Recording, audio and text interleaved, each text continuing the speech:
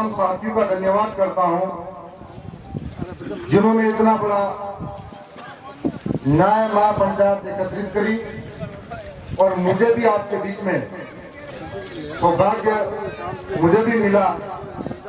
मैं गौरवान्वित हूँ और खुद को सम्मानित महसूस कर रहा हूँ कि आपके बीच में आया। साथ में मैं मेरी विधानसभा दरियावत के मेरे तमाम कार्यकर्ताओं का, वहां की जनता का धन्यवाद करता हूं जिनकी वजह से विधायक बना हूं और आपके बीच में आज इस न्याय महापंचायत में बोल रहा हूं। यहाँ बैठे तमाम नौजवान युवा साथी, इज्जतदार बुजुर्ग, माता बहने, आप सबको मेरी ओर से जय जोहार, जय भीम। साथ में इस मंच पर जो हमारे महापुरुषों की तस्वीरें लगी हुई है उनको भी मैं नमन करता हूं। मैं आज आप सब ने अपनी अपनी बात बारी बारी से रखी और जो मेरे पास रिपोर्ट आई है इनको देखकर दिल दहला उठता है कि वास्तव में आजाद भारत के अंदर आज भी एसटी एससी माइनॉरिटी के साथ में इस तरह का अत्याचार चल रहा है। ऐसा लगता है कि एक तरीके से जो आजादी हमको मिली थी वो गोरे अंग्रेजों से मिली थी, लेकिन काले अंग्रेज आज भी हमारे बीच जिंदा है। और आज मैं आपके बीच में बताना चाहूंगा, इस भीलवाड़ा की धरती पर पूर्व में भी राणा पंजा हासिल के अंदर जो मूर्ति कार्यक्रम था वहां पर एक बार मैं दर्शन करके गया था।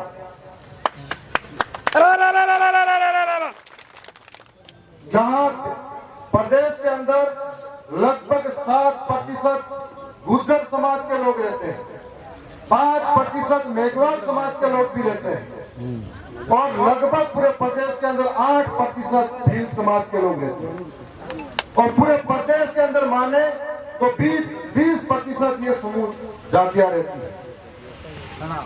और अगर जिले की बात करें तो भीलवाड़ा के अंदर लगभग 35% गुर्जर समाज के लोग रहते हैं, लगभग 30% भील समाज के लोग रहते हैं और लगभग 20% मेघवाल समाज के लोग रहते हैं, एससी समाज के लोग रहते हैं।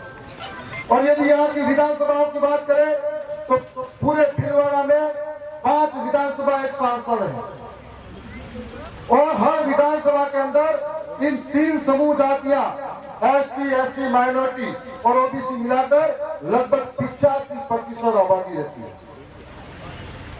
फिर भी हम 85% लोगों के साथ अत्याचार होते हैं। हमको हमारे पुराने इतिहास की ओर जाना पड़ेगा, क्योंकि हम लोग जितने कटे हैं, जितने बटे हैं उतने कट रहे हैं। हमारे पुराने इतिहास की ओर जाना पड़ेगा। जब सामंतवादी जमींदारी और ब्राह्मणवादी सोच के साथ में हमारे लोगों के साथ अत्याचार होता था तो भगवान देव नारायण जी के द्वारा एक बहुत बड़ा आंदोलन चलाया जा रहा था और उस आंदोलन के अंदर हम भीलों ने सबसे बड़ा सहयोग दिया था। तो भगवान देव नारायण जी जो इन भीलों को मामा मानते थे और मामा मानते थे तो उनके एकलौते पुत्र और पुत्री का नाम भीला और भीली रखा गया था। तब हमको समझना पड़ेगा कि हमारा और उनका कितना आपसी जुड़ाव है, गुर्जर और भीलों का। और आज हम लोग इतनी संख्या में होने के बाद में हम आज बटे बटे से फिर रहे हैं, इसलिए हमारे साथ रोज अत्याचार हो रहा है। ये भीलवाड़ा की धरती, इसका इतिहास हमको जानना पड़ेगा। इसका पग पग का इतिहास संघर्ष भरा है।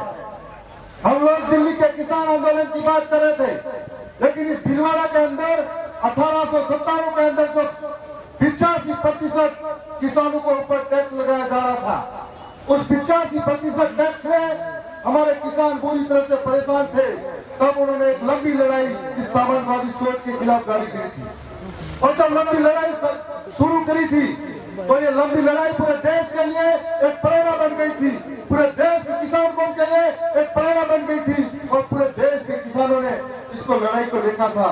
और आज इतिहास के अंदर इतनी बड़ी लंबी लड़ाई सिर्फ भीलवाड़ा के अंदर लड़ी गई किसानों के द्वारा और 44 आंदोलन चला था।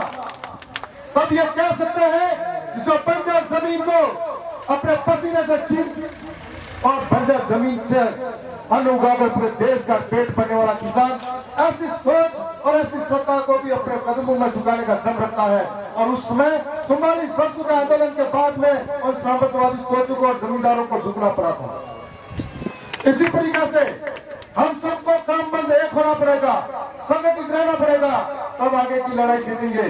दिल्ली के अंदर भी आज जो बात कर रहे थे हमारे संगा साहब कि दिल्ली के अंदर उन किसानों ने फैसला किया कि हम जिंदा हैं, जिस जमीन के ऊपर जिंदा है उस जमीन से हम प्रेम करते हैं, उस जमीन से देश का पेट भरते हैं, हम किसान कौम है।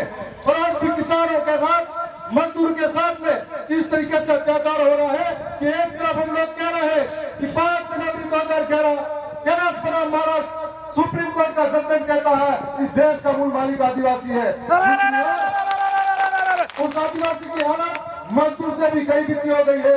दिनों दिन सरकारी कार्यालयों के अंदर इनको धक्का मार मार के चपरासी भी बाहर निकलता है। जो किसान अन्न उगाकर देश का पेट भरता है उस किसान का बेटा इस भोजन की रक्षा करने के लिए शहीद हो जाता है, उस किसान के साथ में दुर्व्यवहार होता है। किसान कर्ज के अंदर दब जाता है, सरकारें ध्यान नहीं रखती है, किसान आत्महत्या के लिए मजबूर हो जाता है, किसानों को ठगा जाता है। तब ऐसे दिल्ली के अंदर किसान इकट्ठा होते हैं, तानाशाही अंधी और पैरी गूंगी सरकारों के कान के पर्दे खोलने के लिए दिल्ली की सारतों की सीमाओं के ऊपर जम जाते हैं। हजार तरह के षड्यंत्र होते हैं इनके आंदोलन को कुचलने के लिए, कई साजिशें होती है, परंतु ये लोग हार नहीं मानते हैं। लगातार कई लोग अपनी कुर्बानी देते हैं और कुर्बानी देने के बाद में उस तानाशाही जो शासक था उसको भी किसानों के पैरों में झुकना पड़ा और काले कानून वापस लेने पड़े। तो आज हम सब इस बात को कहना चाह रहे हैं कि हमारे साथ अत्याचार रोज हो रहे हैं। कभी अहमदाबाद बम्बई में मजदूर करने वाले किसान मजदूर भाइयों के साथ होते हैं, तो कभी हमारे साथ में अन्य तरीके से होते हैं। सरकारें भी हमारे साथ भेदभाव करती हैं। आप सबने देखा होगा कि किस तरीके से हम सबकी जमीनें लूटी जा रही है, जंगल को छीना जा रहा है सरकारों द्वारा, कभी विकास के नाम पर, कभी डैम बनाने के नाम पर, कभी खनन के नाम पर सिर्फ और सिर्फ आदिवासियों की जमीनें जा रही हैं। और इस तरीके से यदि हम सब संगठित होकर नहीं लड़े, आपस में बढ़ते गए तो 25% 15% लोग फायदा उठाएंगे। आज ऐसी समाज के साथ में रोज अत्याचार होता है, लेकिन जो अत्याचार करने वाले लोग हैं उसको मजबूत करने वाले लोग भी ऐसी समाज के लोग। ओबीसी समाज के साथ रोज अत्याचार होता है। इस बात को समझना पड़ेगा कि कोई मूर्छे रखता है तब भी वो मारा जाता है, किसी की आंखों में खटकता है, कोई मटका से पानी छूता है तब भी मारा जाता है। तो किसी के साथ में किसी गांव के अंदर यदि उसका अकेले का घर है तो अछूत समझकर मारा जाता है। यह ऐसे का अत्याचार आखिर कब तक झेलते रहेंगे? और ये तानाशाही सरकारें हमारे साथ अन्याय करती है, हमारे वोटों से जीत कर जाने वाला नुमाइंदा कभी हमारी बात नहीं करता है। आखिर कब तक सहते रहोगे? आखिर कब तक सुनते रहोगे? आखिर कौन आपके लिए लड़ेगा? जब भीलवाड़ा का बट्टीकांड हुआ तब हमारे लिए हमारे वोटों से जीतने वाला नहीं बोला। जब शंकर मेघवाल सरोवर के अंदर घटना हुई, हम सदन के अंदर खड़े होकर कह रहे थे कि एक देश के अंदर 2 विधान बढ़ा दिए हैं, एक को 35 लाख का मुआवजा, दूसरे को 50 लाख। तब यहाँ के लगभग 34 ऐसी समाज के जो नेता जीत के गए थे उसमें से डिप्टी सीएम भी बनाए गए हैं, लेकिन कठपुतली कितना है उनके जबान से एक शब्द ऐसी समाज के लिए नहीं निकला था। तब हमको सोचना पड़ेगा कि इस तरीके से पूजा भील के साथ में मावली के अंदर इस तरह की घटना होती है और इस तरीके का लगातार अन्याय होता है, अत्याचार होता है, कभी एसटी एससी के नाम पर, तो आखिर कब तक सुनते रहेंगे? इस सब का मौका है हम सबको, एससी समाज के भाइयों को भी, एसटी समाज के भाइयों को भी, ओबीसी और माइनॉरिटी के भाइयों को भी एक होकर एक साथ लड़ना पड़ेगा। यदि एक होकर एक साथ नहीं लड़े तो कल हमारी एक पुरानी आदत है कि एससी समाज के साथ का होता है अत्याचार, भील के साथ अत्याचार होता है, तो एससी समाज वाले सोचते हैं कि हमारे क्या लेना देना भीलों के साथ हो रहा है।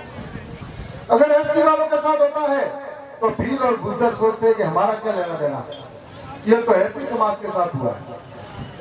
और इस प्रकार से यदि ओबीसी समाज के साथ कोई अत्याचार होता है तो एससी और एसटी वाले सोचते हैं कि ओबीसी वाले के साथ हुआ, हमारा क्या लेना देना, और हम अकेले पड़ जाते हैं हमारी लड़ाई में। इन बातों का आपको और हम सबको समझना पड़ेगा।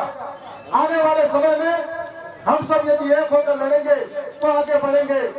दक्षिणी राजस्थान के अंदर आदिवासियों के इलाके में हम लोगों के साथ में बुरे अत्याचार होते थे, लेकिन एक एक नौजवान माताएं बहनें सक्षम हो गई हैं।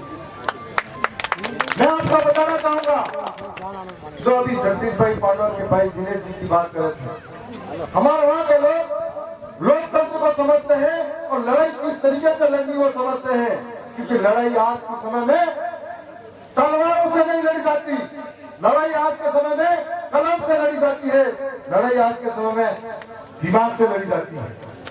और वो लड़ाई हमारे इलाके के लोग लड़ रहे हैं।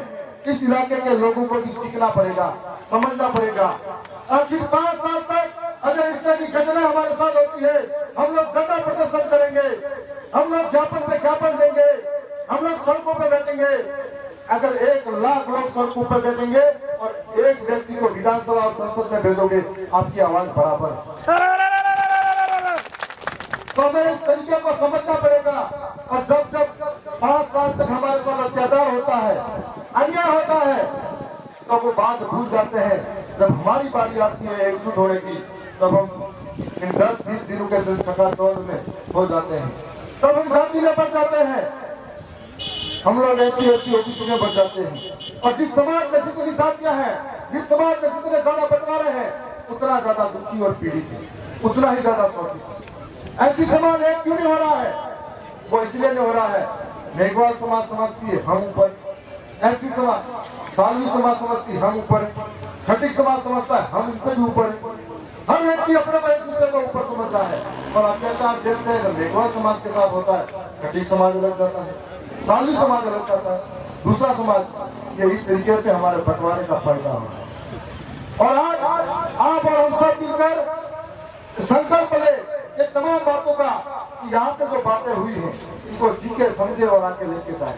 मैं एक साधारण परिवार का हूँ, मेरे पिताजी खेती बाड़ी करते हैं और आज भी करते हैं। कोई सोच भी नहीं सकता था कि मैं विधायक बन जाऊंगा, लेकिन मेरी विधानसभा की जनता ने न रुपया लिया वोट के लिए, न दारू लिया वोट के लिए, न मीट और मांस खाया, न बड़ी बड़ी रैलियों का आयोजन करने दिया। उन्होंने पहली बार अपने ईमानदारी से वोट दिया, तब जाकर मैं विधानसभा में उनके लिए लौट आता हूं। ये भावना आपके अंदर भी होनी चाहिए। जो व्यक्ति ऐसा हो जो आपके बीच में बैठे आपकी बात करे, आपके लिए लड़े। हालांकि कि मुझे मौका मिला है, और यहाँ पर हमारे वरिष्ठ कांति भाई दादा ने भी कहा था, चाहे वो भीलवाड़ा का मामला हो, चाहे राजस्थान के किसी कोने का हो, चाहे वो मणिपुर के आदिवासियों का मामला हो, चाहे झारखंड का हो, छत्तीसगढ़ का हो, चाहे मध्य प्रदेश और महाराष्ट्र का मामला हो, जब जब किसी के साथ अन्याय होगा, अत्याचार होगा, मैं छाती ठोक कर तानाशाही सरकारों को मैंने हमेशा हर मौके पर अपनी लड़ाई को, संघर्ष को जारी रखा है, क्योंकि मैं आपके बीच में से आया, मुझे दर्द और दुख मालूम है। और इस तरीके से भीलवाड़ा की बात भी आएगी। ये तो आप तमाम ज्ञापन दे रहे हो, मैं इनको छोड़ूंगा नहीं, विधानसभा तक इनको और जब जब जरूरत पड़ेगी, जब जब जरूरत हमारी पड़ेगी, हम हमेशा तैयार मिलेंगे। यहाँ पर मूर्ति नहीं लगवाने दिया जा रहा है, यहाँ पर अपनी जमीन से खुद को बेदखल किया जा रहा है, और हमारे लोग इस लड़ाई में शामिल हैं। मैंने एक बात और सुनी थी कि वो लोग खुद लड़ाई नहीं लड़ेंगे, वो लोग हमारे इस समाज के लोगों को आगे करते हैं, वो लोग हमारे इस समाज के अंदर अन्य तरह के संगठन बनवाते हैं, वो लोग हमारे इस संगठनों के द्वारा हमारे लोगों को खुदवाते हैं, पिटवाते हैं। ऐसा मैंने आसिफ के अंदर भी सुना था, जब राणा पुंजा की मूर्ति लगी थी, ऐसा हर जगह होता है। लेकिन आपको बताना चाहूंगा कि बिरसा मुंडा का नाम सुना होगा, कंटे मामा का नाम सुना होगा, ऐसे महान क्रांतिवीर थे जो समाज को जगाने में एक करे थे। उस वक्त भी उनकी हत्या करवाने वाले, उनको जेलों में बंद करवाने वाले कोई और नहीं थे, वो अपने ही समाज के लोग थे। तो ये चलता रहेगा, मजबूती आपको दिखानी पड़ेगी, समझना पड़ेगा, वक्त के साथ में हमको एकजुट होकर एक साथ बैठना पड़ेगा। यदि यहाँ पर एसटी एससी ओबीसी और माइनॉरिटी के लोग एक हो गए, तो यह यहाँ पर जो भीलवाड़ा की 5 विधानसभा सीटें हैं, 5 पर आपका कब्जा होगा। एक सांसद यहाँ से जीत कर जाएगा, उसका फायदा यह होगा, इस तरह की घटना यदि होगी तो आपके बीच में जादन पर आकर बैठेगा, आपके साथ में कोई घटना होगी, आपकी बात सदन में ले जाकर करेगा, सरकारों के सामने आकर करेगा। इस तरीके से वर्ग के देश के छिपे भेड़ियों को बात करेगा। और समय की जरूरत है, अपने आप को पहचानने की जरूरत है। हम लोगों के ऊपर बहुत सारी आशाएं टिकी हुई है, लेकिन हम लोग कोशिश करते हैं सब कुछ हासिल करने की, परंतु आपके विश्वास की ताकत की वजह से हम लड़ते हैं। मैं इतना ही कहूंगा, इस तमाम बातों को समझना पड़ेगा। भीलवाड़ा के साथ ही जब जब मुझे कहेंगे कि यहाँ पर इस तरह की घटना हुई है, मदद करनी पड़ेगी, हम लोग उस वक्त भी आपके लिए तैयार मिलेंगे। मैं आज